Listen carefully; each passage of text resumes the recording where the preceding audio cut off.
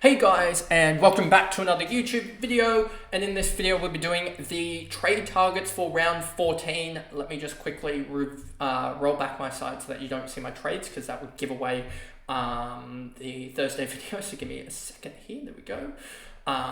So anyway, before we jump into this video, remember to like and subscribe, turn the notification bell on so you know when I upload, and let's get into this video. So Billy Dowling, we talked about in the Cash Cows segment there. Let me make this a little bit bigger. Billy Dowling, we talked about in the Cash Cows, 17.5k trade-ins. He is the number one trade-in just because he is basically the only rookie that has a good break-even and actually has good job security, I reckon. Kruger's an interesting one. I would like to see how he goes when they do start getting those guys back, but I think he is going to be one that could potentially just drop because of that. Earl Gordon, I think, is one that people are chasing his 151, but I think they can rightfully so do that because I genuinely think he's going to be top of the line. He's 13th ranked for the season now, and coming off his highest score of the year and a dramatic high, was it plus 24 on his recent, on his best before that. And yeah, he just comes up against Adelaide, GWS, and Fremantle. And if we look at the GWS game at 98, Freo 95, he just has a really good, aside from that first game of the year where he scored a 69, he has a really good floor. You can see outside of that, it's a 83, then a 95, 98. He really doesn't have a bad game. Only that game against Melbourne, which could have been in the wet, I don't know exactly, but even in the wet against GWS, you saw here he has a 98 with 3 marks, 2 tackles. And it's just the marking and the non-disposal work that he's hitting that 8 marker every single week, pretty much, that he's scoring well.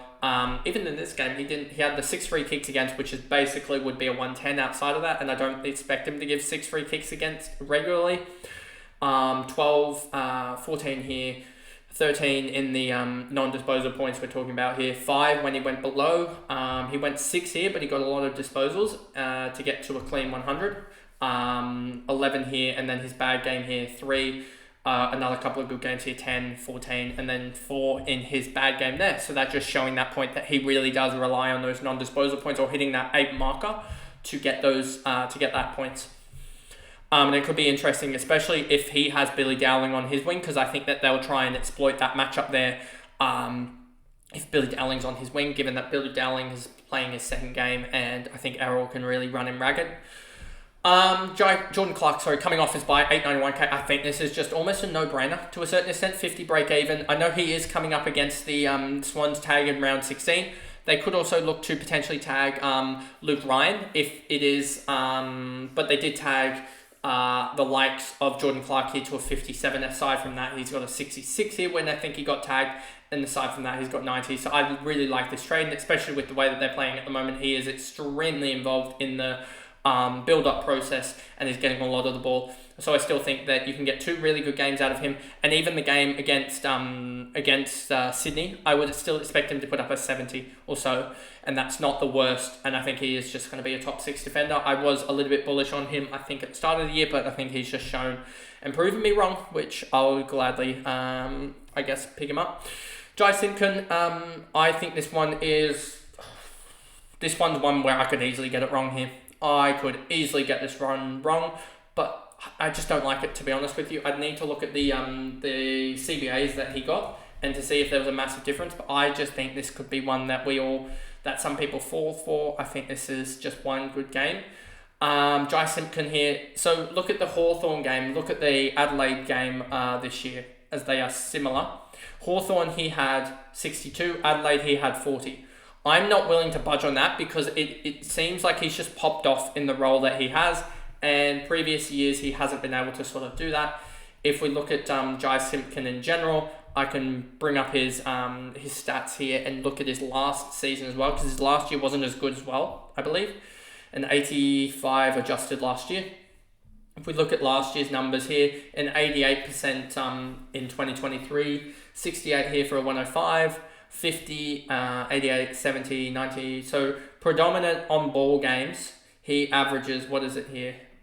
Let's just go through that. That's even counting 2022. He averages 84 when he gets predominantly on ball. 2023, there we go. So 87 in 13 games. So there is some backing behind it. I just think with the way that they've added also into that midfield, Sheasel floating in there now as well. I just don't know whether he'll be that useful. So I'm going to probably stick clear of it, to be honest with you, as he also does have a tendency to give away a lot of free kicks. So I'm going to stick clear of that one, I reckon. And that's my reasoning behind that. Luke Ryan, understand this as well. I think he's one that could go ballistic again against Western Bulldogs. He's just been pretty consistent and one that I'm sort of missing each week, and it's kind of annoying. Show and Maker, I understand this given that he's debuting. I wouldn't be surprised if this one jumps higher, but we talked about this in the Cash Cows video. Dane Zorko, I understand this as well. Another one, 998k, I just cannot reach him, and he is going to go berserk against St Kilda. I would probably like to see potentially him. I could potentially grab him next week, but I feel like it's going to be 2 round 15 guys, or potentially it'll be 3 round 15 guys, but potentially two sort of underpriced primos or whatever, like mid prices almost, and a rookie up to a primo is the sort of go that I reckon I'll go with in what I'm going to do. So it may not be that Zorko gets it, because I may need to spread out my funds a little bit to sort of upgrade those sort of like McRae's and stuff and guys like that. Sarong, I understand this as well, 980 or 950k, so he's right around the marker. He could be one next week potentially if he puts up another ton. He's just ultra consistent. 82 is his floor, 160 as his high, but I think he's more or so going to land sort of in that 100 range. He's done it countless times and done it in different avenues with the disposals in games like this, with 37 touches, 11 tackles against the Pies, and then also he did it with the marks and the disposals and everything to get to the 141. But we've also seen him take 6 marks, 6 tackles to land him to a 118. So he's done it with marks before as well. Zach Fisher, understand this. He's just absolutely flying at the moment, and McKerch is still a week or so away, or 2, I believe. Lockie Whitfield, I don't like this move, just because he's got this Swans game coming up in 15, and we saw him against the Swans put up a 48. He really does get stopped. So if the Swans are accurate, then he doesn't really get many kickouts. So I would just be wary about that, and I'd probably stay clear of Lockie Whitfield.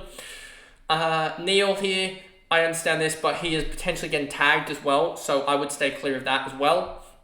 Will Day, heading into the bye, I wouldn't be trading into him. I do think he is sort of a 109 guy at his best, and he did involve a lot of tackles to get there. So I would just be staying clear of this just because he still has the bye, even though he's got a pretty favourable matchup in Richmond, then the Eagles and then also Geelong. You could look at him, getting him in round 16. That is potentially an option as well, so look at that. James Peatling, I also flirted with this idea originally until I found another idea that I could use. But James Peatling, another one that you could go for. I just wouldn't, just because he has shown that he can score a 50 in pretty much the same exact role. If we look here at the CBAs, you'll see here that James Peatling pretty much scored, I believe, off a similar role of 57. So you look at Peatling here, 40, look at these, a 42, 63, 42, 59. If we look at his scoring, 81, 115, 57, 98, a 21 break even. I just worry that you could potentially get this out of a rookie type scorer, and then you can get a definite guy that you're not going to trade out come the end of the season, like a Zach Fisher or a, who have we talked about up top here? Even a Jordan Clark, even like a Zorko or Sarong. You can get that plus a rookie rather than James Peatling, and I still think you'll get decent enough scores. Isaac Heaney, understand this. He is probably going to start dropping in price a little bit. I think he'll settle around that 900k just because he isn't putting those massive performances in. You sort of see here. I mean, these are a little bit unders for his projections, I reckon, given that his lowest score for the year is a 90 than a 99. So yeah, I do think that he'll do better than that. But we'll see and wait for that. But I genuinely think that he will sort of settle around that 900, 910k, and you can pick him up post-buy around that marker. I don't think these are predominantly hard matchups. I mean, he went 99 against the Giants, and he hasn't played the Adelaide this year. Freo, he went, what did he go in that matchup? Fremantle, he went 106, so I think that even 106 without a goal, so I think that in his only goalless game of the year, so I think that's still a positive matchup for him as well. He just does the non-disposal work and gets those 7-8 non-disposal acts a game, plus also scoring as well helps. And yeah, he's 111 for the year. Because of that, Chad Warner, I'm a little bit on the safe side with him. He did score 100 against Geelong, but it did involve 2 goals. He is that impact player, so I think he generally doesn't get the... in this run, he was getting the non-disposal points, but you can see outside of the run, he doesn't really get them. Has a couple of 86 as a low, is a pretty good score anyway, but I would just be wary about Chad Warner because he has the potential to be tagged in the matchup against Adelaide and other teams, because he is generally probably the more dangerous one that if he gets more of the ball, he's more dangerous than an Isaac Heaney or an Errol Gordon. Tristan Cherry, Tom Green, I wouldn't be picking him up, to be honest. He's too dirt cheap and he's just having a horrific patch of form at the moment. Tristan Cherry, I actually understand this as well, because the genuine thought now, if you're picking up Tristan Cherry, is that he has an extra game. He has, 10 games to go and the rest have 9 or something? 1, 2, 3, 4, 5, 6, 7, 8, 9, 10, 11 games, and the rest have 10. I understand the thought here that basically in 11 games, if he goes at his average of 104.8, if we look at this, 11 times 104.8 is like, what? 11 times 104.8 is 1,152. If we look at, say, a Marshall, who's got 10 games, take his average and you're actually getting an extra 40 points per game from Tristan Cherry if he holds his average compared to Romo.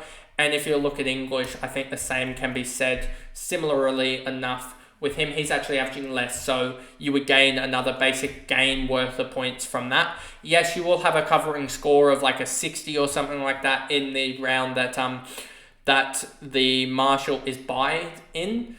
But I would say that that doesn't offset it completely, and you still got a 10-point surplus from a Tristan Cherry. So even though Tristan Cherry isn't probably going to score as many points as a Romo Marshall, you're probably going to get more points out of him in general if you trade him in this week than if you trade in a Romo Marshall if they stick at their current averages.